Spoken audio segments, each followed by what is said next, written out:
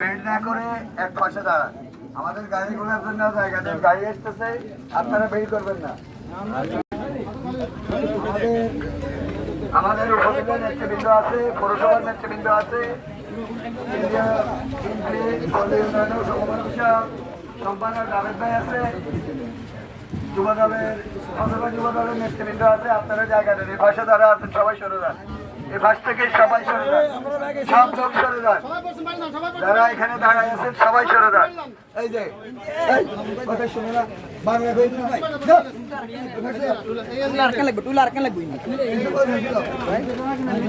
ভাই,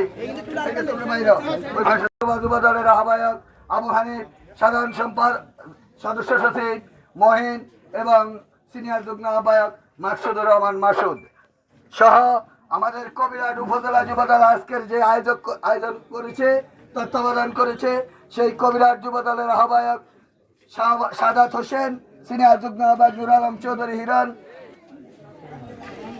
যুগ্ম আহ্বায়ক সাবেক ছাত্র দলের সভাপতি কবিরহাট উপজেলা ছাত্র দলের সভাপতি মাইনুদ্দিন সুমন, কবিরহাট উপজেলা যুবদলের যুগ্ম আহ্বায়ক আল হেলাল, কবিরহাট উপজেলা যুগ্ম আহ্বায়ক এনায়েত হোসেন হেলাল, আনোয়ার হোসেন নয়ন, জসিমউদ্দিন সহ আমাদের এখান থেকে ছাত্রদল, কবিরহাট পৌরসভা ছাত্রদল, কবিরহাট কলেজ ছাত্রদল, কবিরহাট উপজেলা ছাত্রদল, নরোত্তমপুর ইউনিয়ন ছাত্রদল, যুবদল, স্বেচ্ছাসেবক দলের অনেক নেতৃবৃন্দ এখানে উপস্থিত হয়েছে।